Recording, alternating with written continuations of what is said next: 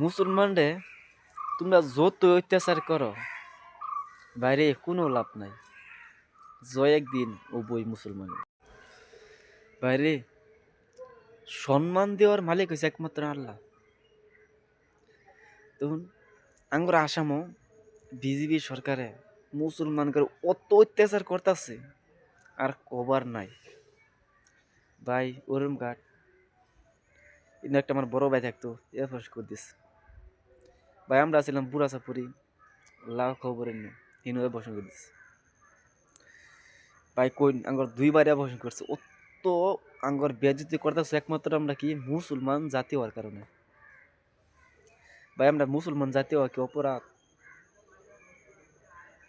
অপরাধ ভাই। এই ছোট্ট একটা হিস্টোরি মানে একটা হাদিস মনে পড়ছে ভাই। একমাত্র বহুত অনেক কাফারে কি করছি মানে উহুর বা তীর মারছি না আল্লাহর মারবার লেগে নাউজুবিল্লাহ। কিন্তু ওরা তীর যে মারছে আল্লাহ কি করেছে ফেরেস্তা করে যে তীরের আগটু রক্ত ভরাই দাও। কি করছে ওটা রক্ত ভরাই দিস। সে তীর মারিত পড়ছে ফলে কাফারা মহা খুশি আল্লাহ মরে গেছে।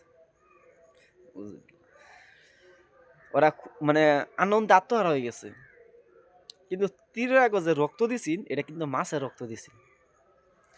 মাছ আল্লাহ রে কইল আল্লাহ তুমি আঙ্গর অত বেয়াজ্জতি করলা।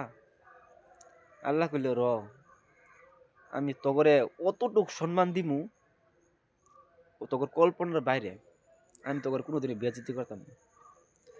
দেখুন মাছ আল্লাহ মাছের অত ইজ্জত দিছে যাতে মাছ জিনা থাকলেও বহুত ইজ্জত পা, মরে গেল কিন্তু ইজ্জত পা। একটু যদি পচা টাইপের হয়ে যায় কিন্তু তাও কলি মানুষ মাছের কি করে জুড়ি বানাই খা, মরে গেল হিডারে খা, জিন্দা দিরাও খা। আল্লাহ মাছের কত ইজ্জত দিছে। তাই মুসলমানদের ইজ্জত দিছে একমাত্র আল্লাহ। এই ইজ্জত দুনিয়া কেউর ক্ষমতা নাই সিনাই নেবার লেগে। কি আর বিজিবি কি আর কি কেউরই নাই। যত লাঞ্ছনা যতই বঞ্চনা করুক মুসলমানের ইজ্জত দিস আল্লাহ। সবকিছু একদিন আল্লাহ কন্ট্রোল করবো। ওরা যতই ওরা কোশিশ করুক কাম নাই। তাই ভাই তোমরা মুসলমানের পাশে না থেকে তোমার নিজের দেহ তোমার নিজের কি আছে তোমার নিজের দুষ্কু হিটা বিচার করো। এই মুসলমানে এই দেশে লাগে রক্ত দিছে।